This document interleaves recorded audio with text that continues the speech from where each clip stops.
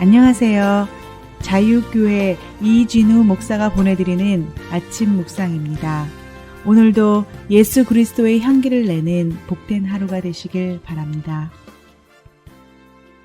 10월 15일 수요일 아침 묵상입니다. 오늘은 부자의 보이지 않는 그림자라는 제목으로 전도서 5장 11절로 12절의 말씀 묵상합니다. 재산이 많아지면 먹는 자들도 많아지나니 그 소유주들은 눈으로 보는 것 외에 무엇이 유익하랴. 노동자는 먹는 것이 많든지 적든지 잠을 달게 자거니와 부자는 그 부요함 때문에 자지 못하느니라. 돈과 성공이 최고의 가치처럼 여겨지는 시대에 오늘 우리가 묵상하는 전도서의 말씀은 우리 영혼에 경종을 울립니다. 전도자는 세상 모든 사람이 선망하는 부요함 속에 감춰진 어두운 그림자에 대해 고발하고 있습니다. 전도서 5장 11절은 전도자가 고발하는 부의 첫 번째 그림자입니다. 전도서 5장 11절이죠. 재산이 많아지면 먹는 자들도 많아지나니 그 소유주들은 눈으로 보는 것 외에 무엇이 유익하랴.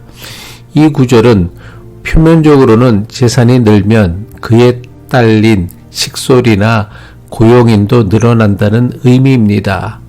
전도서에 저자라 올려진 솔로몬의 식탁에는 매일 엄청난 양의 음식이 올라왔습니다. 성경은 솔로몬의 궁궐에서 소비되었던 음식의 양을 자세하게 기록하고 있습니다. 열왕기상 4장 22절로 23절이죠.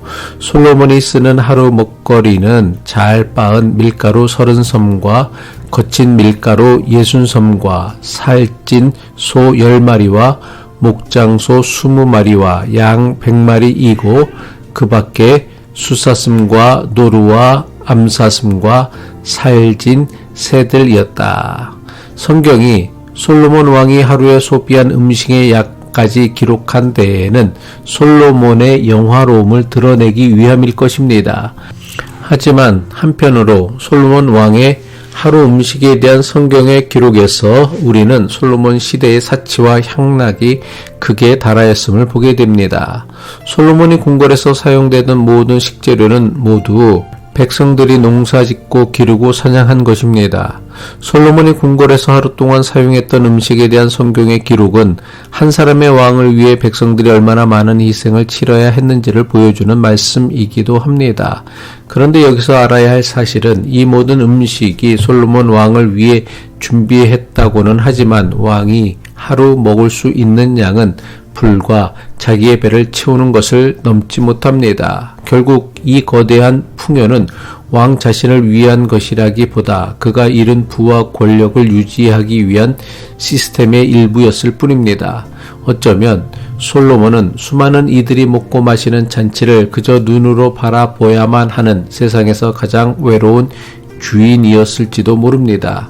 이것은 지금도 크게 달라지지 않았습니다. 재산이 늘면 세금, 관리비, 유지비 등 돈 나갈 곳이 함께 늘어납니다. 더 큰 집, 더 좋은 차는 더 많은 비용을 요구합니다. 재산을 관리해줄 사람도 필요하고 투자를 권하는 사람, 돈을 빌려달라는 사람도 줄을 섭니다.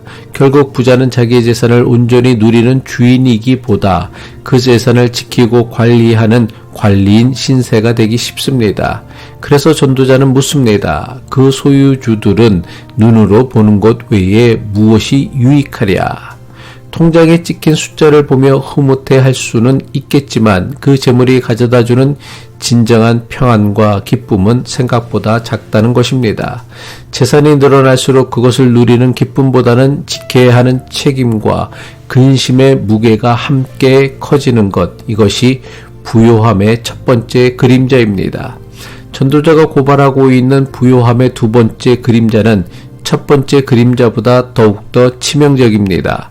전도서 5장 12절이죠. 노동자는 먹는 것이 많든지 적든지 잠을 달게 자거니와 부자는 그 부요함 때문에 자지 못하느니라. 전도자는 노동자와 부자의 잠이라는 너무나 선명한 대조를 통해 우리에게 질문을 던집니다. 하루 종일 땀 흘려 일한 노동자는 저녁상이 소박하든 푸짐하든 상관없이 깊은 단잠에 빠집니다.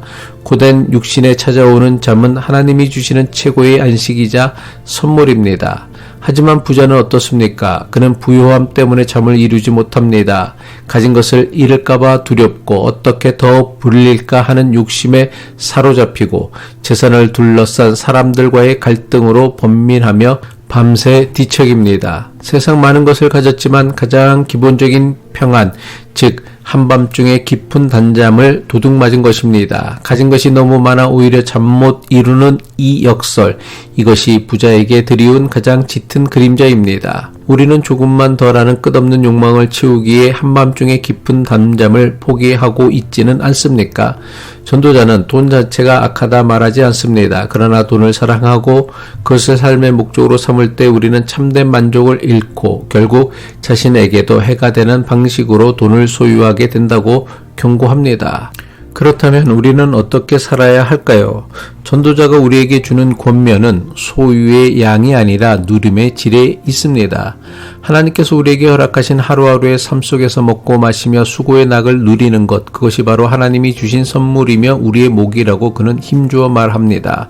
여기서 누린다는 것은 단순히 소비하는 쾌락이 아닙니다.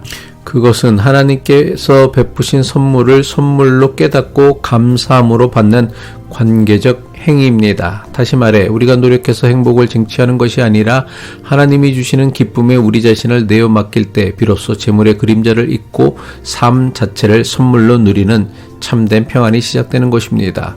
움켜쥐기 위해 잠 못 이루는 인생이 아니라 우리 자유교회 신앙 공동체가 움켜진 손을 펴서 나눌 때 우리는 비로소 세상이 줄 수 없는 하늘의 평안, 깊은 단잠을 선물로 받게 될 것입니다.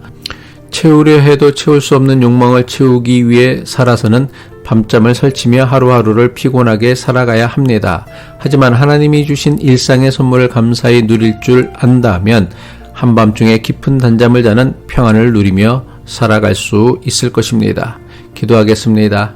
참 좋으신 하나님 아버지, 조금만 더 가지기 위해 애쓰다 정작 더 가지지도 못하고 평안의 단잠마저 잃어버리고 살아가는 우리의 어리석음을 깨닫게 하옵소서. 우리에게 허락하신 일상의 은혜에 감사하며 자족하는 마음을 주시어 움켜쥐는 자가 아니라 기꺼이 나누는 자가 되어 하나님 앞에서 참된 부요함을 누리게 하옵소서.